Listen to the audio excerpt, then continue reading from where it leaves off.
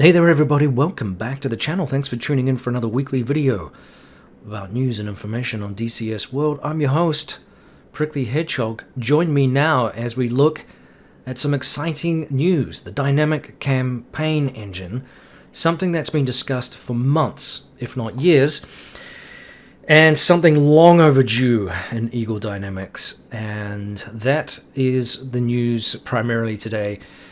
Yes, we are apparently taking a big step forward into the dynamic campaign engine, which they are optimistic will be a great enhancement here to DCS World, and I totally agree with that. I totally applaud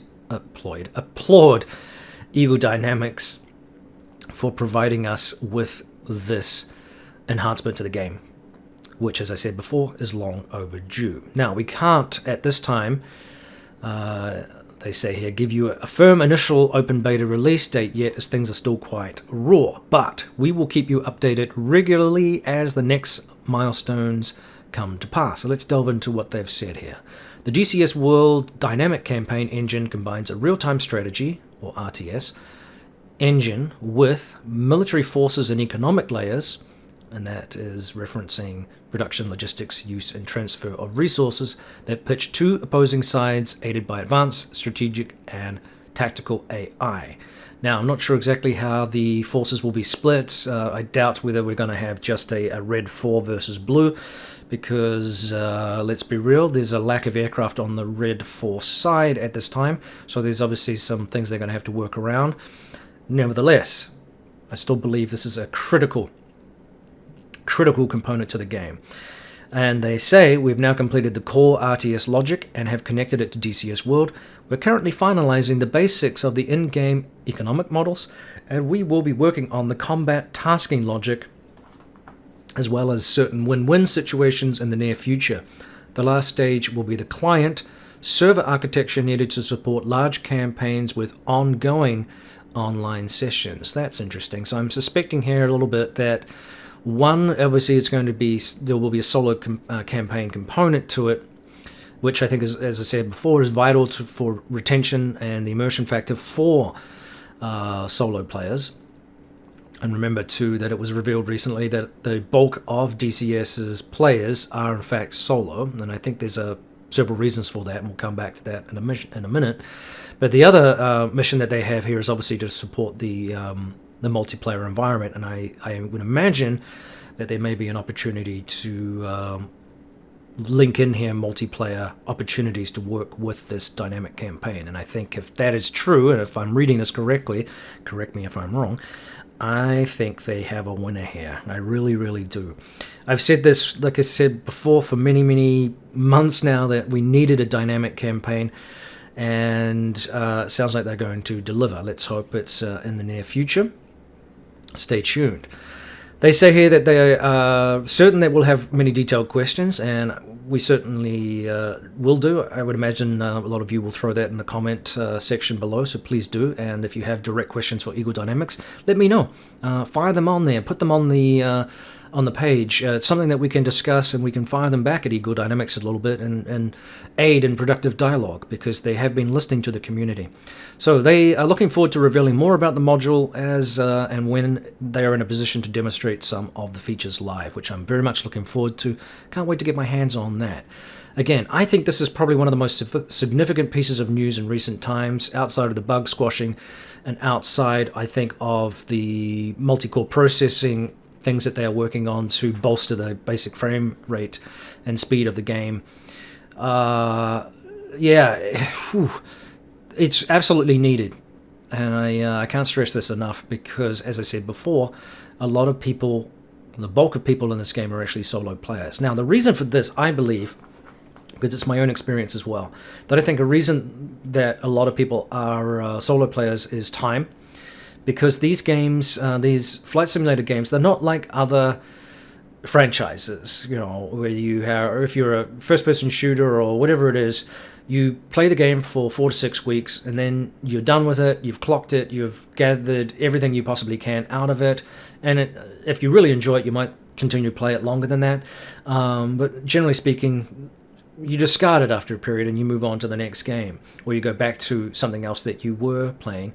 For me, it's always been DCS. I've played other franchises, I've got heavily involved in them, but in the back there was my driving sims and my flight sims, which are my true love. But sometimes there's an impediment to really getting the best out of DCS World, because what we're actually trying to do here, when you think about it, we have some of the most sophisticated aircraft in the world modeled in the game, with incredibly complex avionics systems, and particularly the weapon systems. Take the A-10C, for example, and the F-18 as it stands right now is pretty complex. There's a lot of stuff that's modeled in it, and that takes a long time to get to grips with. We're trying to fly these aircraft with pretty much absolutely no formal instruction whatsoever for most of us. I know there's a few of you that are pilots.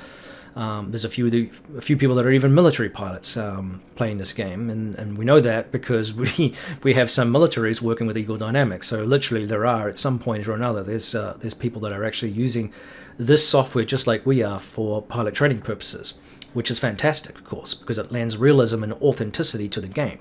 You don't get that with many other franchises, right? So there's that.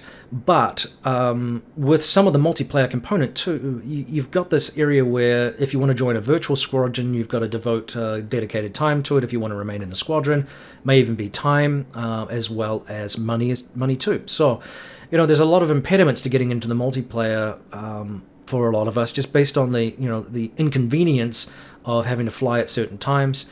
For many of us, if you've got kids in sports, or you've got kids in general, you've got other projects going on, you have a life basically that gets in the way of your flight time.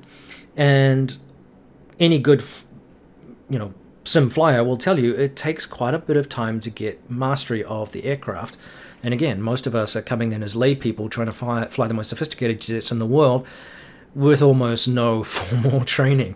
And formal training that would typically take months, if not years, not only to get to the level where you're actually certified to fly said aircraft, but also to maintain your proficiency. And I remember Dave Bio-Baranek, a former F-14 pilot who's written some great books. Check him out, he's a cool guy.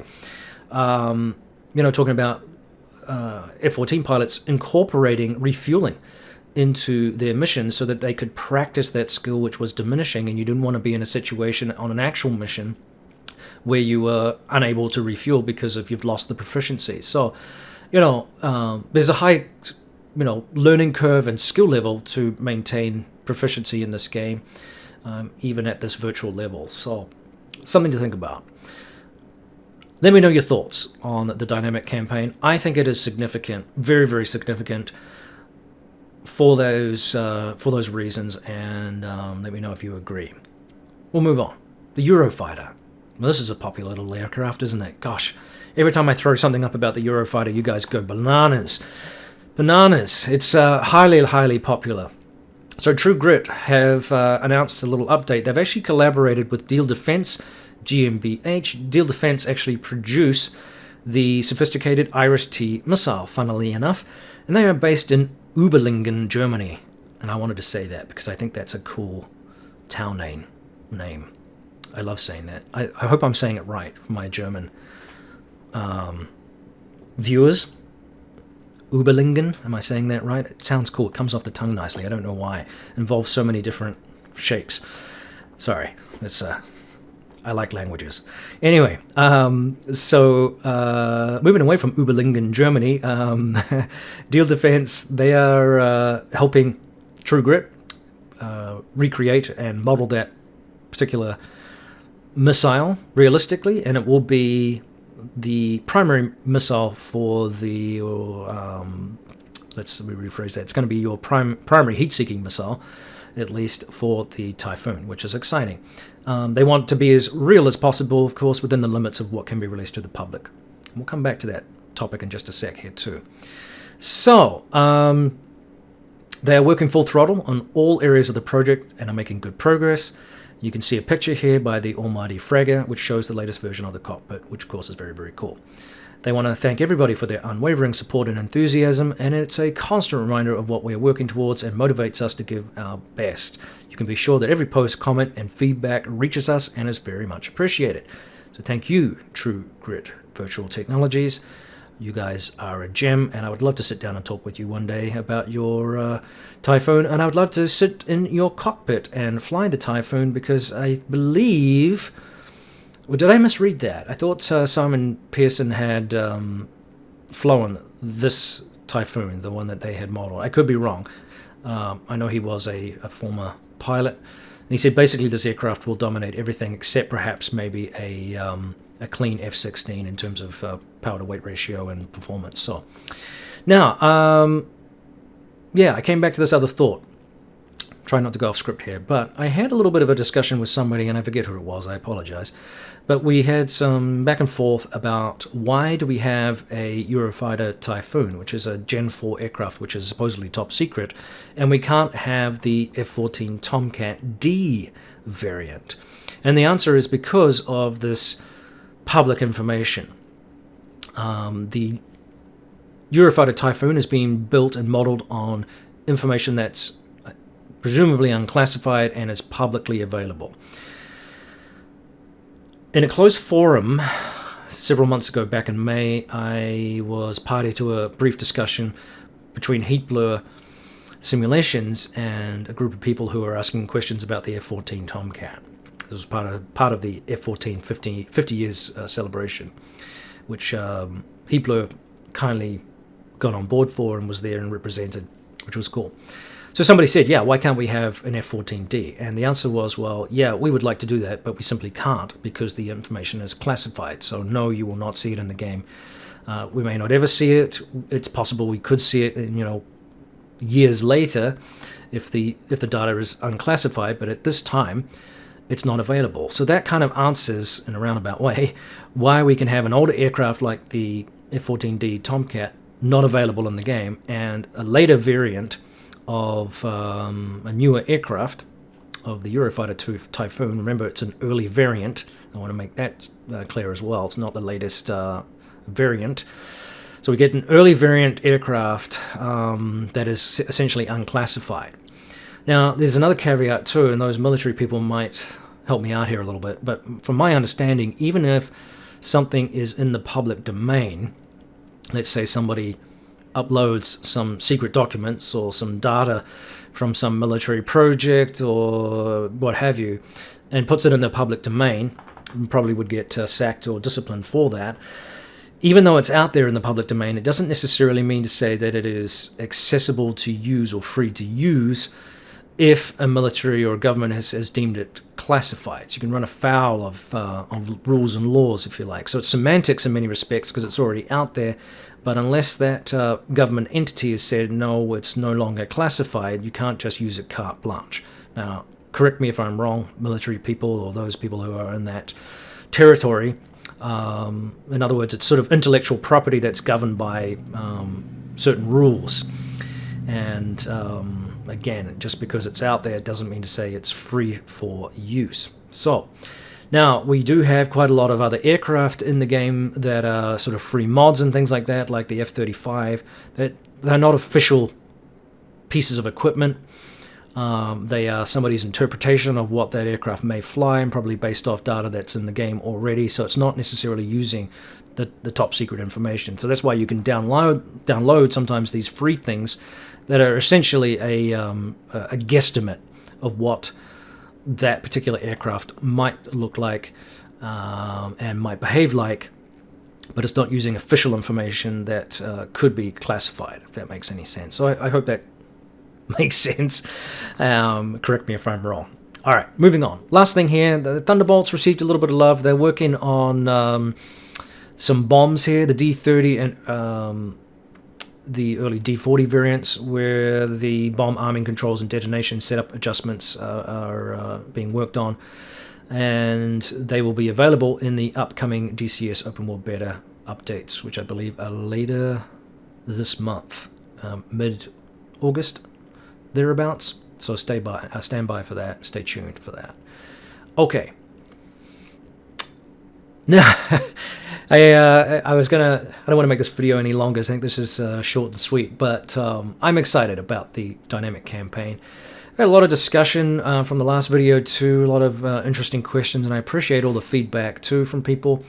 Some people don't like my music, apparently. All sorts of interesting requests. Yeah, caveats. Okay, somebody suggested, I should be less direct or less specific or not so concrete in some of the statements that I'm making, because sometimes things aren't necessarily said in concrete.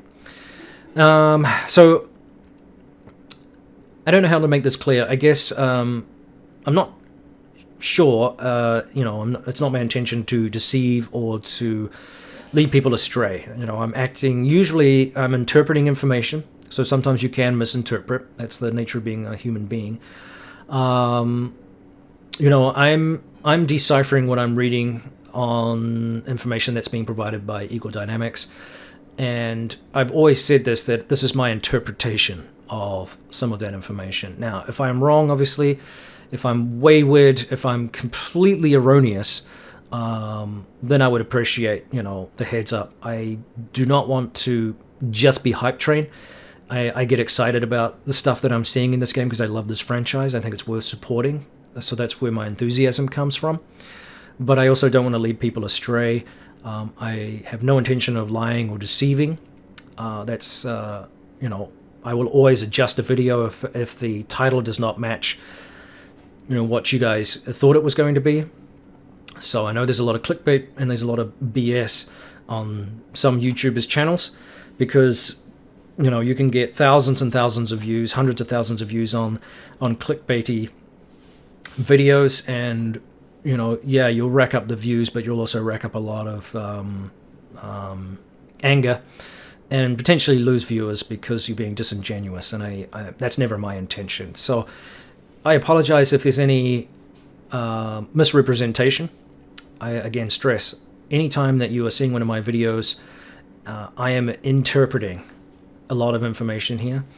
Sometimes it's verbatim, but I'm also thinking too about the franchise and how that information has got a slot in there, and I'm digesting and mulling over things because I am well aware that things change in the flight sim world, and you might have, for example, a Eurofighter where you have a relationship with a third-party missile company, and then something breaks down and that piece of technology is no longer necessarily available.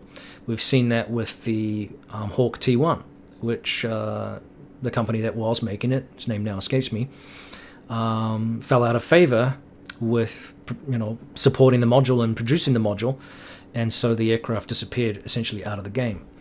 So things can change, and then with these franchises. And I got this tip from Grippersim from Reaction Video, who does a lot of stuff. Great Irish guy. I love his accent. He's a very, very funny guy. But he does reaction videos to the news from Microsoft 2020 and the stuff that's going on, and he puts his own interpretations in there. And he made a really good comment about flight sims, is that they are expansive games. They are not ones that you simply just put away after a few weeks. They're ones that you are involved with sometimes for 10 years. And the game constantly evolves and things change. Weapon systems come and go, aircraft come and go, and then they come back again. So there's a lot of, not so much moving parts, but that's one way of putting it. But there's a lot of sort of caveats with this. It's just a different kind of franchise to be involved with. And again, bottom line is I don't want to misinterpret anything. But I may do sometimes. I'm a human being. Mistakes can be made. And if you feel that I'm misinterpreting something, and I've seen you guys have corrected me on a lot of stuff, and I appreciate that. Again, my bottom line is here, I'm not intending to misrepresent anything, but I'm interpreting what I'm seeing, and I'm trying to give you some angles on what I think about that, because it generates discussion. And if I'm generating discussion, and Eagle Dynamics and other people that are associated with the game are seeing that can be helpful for the franchise in total. So I think that's really, really important. So that's the angle that I have on it. I hope that makes sense. So let's wrap up the video. Throat's kicking out anyway. I hope you're having a good weekend.